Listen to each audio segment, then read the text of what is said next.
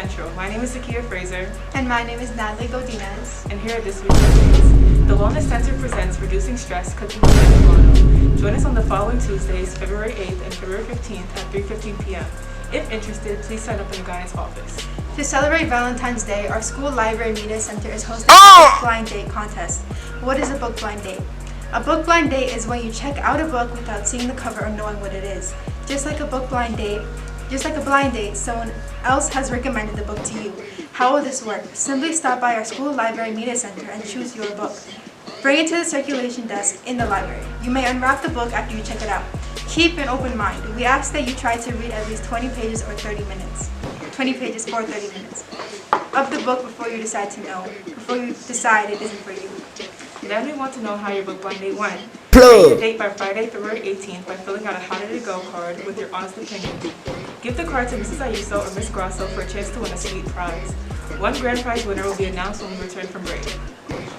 Have a dignified week, Central. Oh! Good morning, Central. These are this week's senior birthdays. Gift Ogbu, Roman Precor, Jordan Malloy, Kai First Elder, and Jada Philogene. Happy birthday! Welcome to Sports Overtime. It's your host, Bart Savage. And I'm Al Fortuna. Monday, we'll be having a basketball game against Hicksville. On Tuesday, there'll be a track meet against Freeport. And Wednesday, there'll be a girls and basketball game against Plainfield. On Friday, there'll be a winter track meet and also a boys basketball game versus East Meadow. On Saturday, there'll be a cheerleading meet as well as a girls basketball game against East Meadow. Attention all students, if you're interested in playing softball, the softball coaching staff will be conducting winter clinics for the upcoming softball season. Stay posted for future dates. If you have any questions, please see Mr. Sharkey or Ms. Segovia.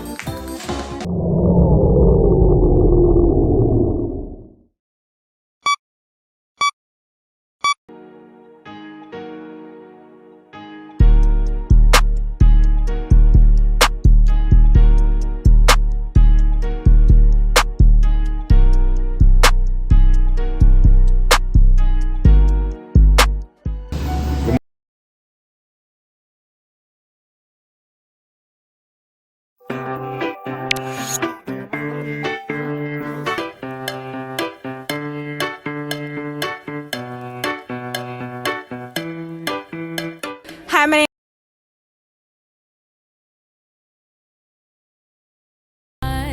That's when I'm gonna stand up, take my people with me. Together we are going to. To me, Black History Month is beyond just the singular month of February. I think Black history extends far past these bounds. I think it's important for us as, this generation to reflect on Black history and to remember the past and also the current figures that we have today. Black history is never ending, and we are a part of Black history, and our children are going to be a part of Black history. It's important that we learn about our history as a whole and, reflect those and teach others what we know. I definitely agree, because Black history is American history. So when you're learning about American history in schools, it's important to learn about what African Americans were doing at that time, because it's important for us as students to see ourselves in history. Well, I think a prominent Black figure in our society would be the late John Lewis. I think his concept of good trouble is one that's important for all of us to remember.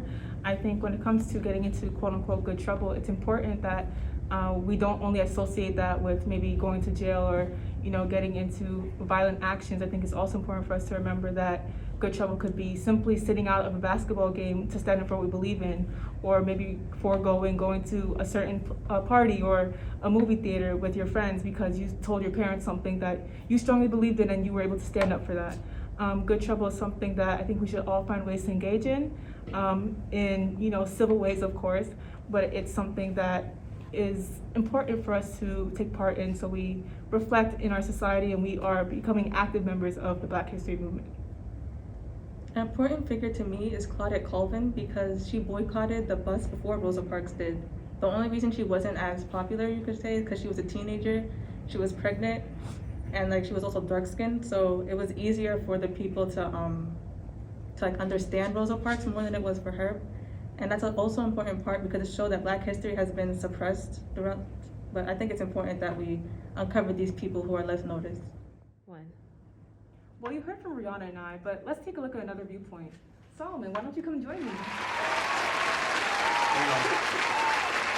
Thank you for coming No and joining me. problem. Well, how are you today? Let's start with I'm that. good. You know, it's Black History Month, second semester, so I'm just feeling really good, really revitalized. So. Okay, I like that word. Well, speaking of Black History Month, what does Black History Month mean to you? Black History Month to me is so many things because Black history is a song and it's a story. And like all songs and like all stories, it needs to be sung and told. I feel like Black history is, in and of itself, American history. There hasn't been a moment on this continent or in the history of this country where Black people have not been here, and have not been working, and have not been having their own stories. And though oftentimes that story is silenced, like I feel like we were never silent in this country, and I feel like it's more than just a month or a week or a person or Martin Luther King Jr. It's all of us. It's our history. It's us now. It's me. It's you. It's everyone. Like I feel like Black history is American history, and it's happening now. That's what Black history is to me. No, definitely. I think one of the key points you said is that Black history is still happening, right? Right. And I think oftentimes people hear history and think the past and okay, we've moved on. Right. But I think it's a good point, to remember that we are making history right now as we live. Right. So make sure you're on the right side of history, you guys. Make sure you're on the right side of history because we will look back. We Totally will look back, babe. For sure. And so what are some steps that you think we could take in our school specifically to promote Black history? Right, and that's a great question. I feel like in school and at home in your personal lives, we can take a lot of steps to kind of make more visible the Black story and the Black song and the Black experience. I guess just taking the step to be more educated, to go out of your way to educate yourself on Black topics, on Black history. If you're learning something in history, like the Roaring 20s, and you're curious about where Black people played a part in this, go home and take the effort. Go to the library, take the effort, and Google like what were Black people doing during this time. Like look up Black Wall Street. Like what were Black people doing during Reconstruction? Look up the Tulsa riots. Like look up the Red Summers. Like all these pivotal points in American history where Black people were. Like look up the Tuskegee Airmen. Like the first Black airmen who've ever like flown in the U.S. Army. Like look up these pivotal Black figures. And I guess I would speak to Black people like to take the initiative to look up your own history, to create your own narrative instead of just taking what you're fed as a child or as a teenager. Just take out the own stride to like look up things on your own, like educate yourself. And I guess in school we definitely can change things up in regards to more inclusive stories, but kind of writing our own stories and recognizing the history that's going on right now. We look at Amanda Gorman, and these amazing Black people who are doing amazing things right now. I guess just like focusing your attention on that and giving it more mental headspace, I guess. Just giving Black history more time to shine. That would be mine. No, for sure. Well, thank you for joining me. And you guys heard it here. Black history is American history. Never be afraid to ask questions and always continue to do your research.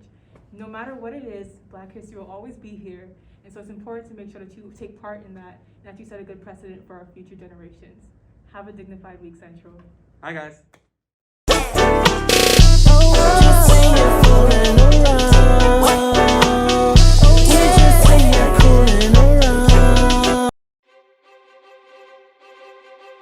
Come see this year's winter drama production of She Kills Monsters on February 10th, 11th, or 12th in Keller Auditorium. When Agnes Evans' family is killed in a car accident, she discovers the Dungeons & Dragons module her younger sister wrote. Agnes decides to take up the gaming quest and learns more about her sister and herself than she ever expected. Join Agnes as she ventures through Newlandia with Tilius the Paladin in his high-octane dramatic comedy full of homicidal fairies, nasty monsters, and sword fights. An homage to the Greek and warrior in all of us.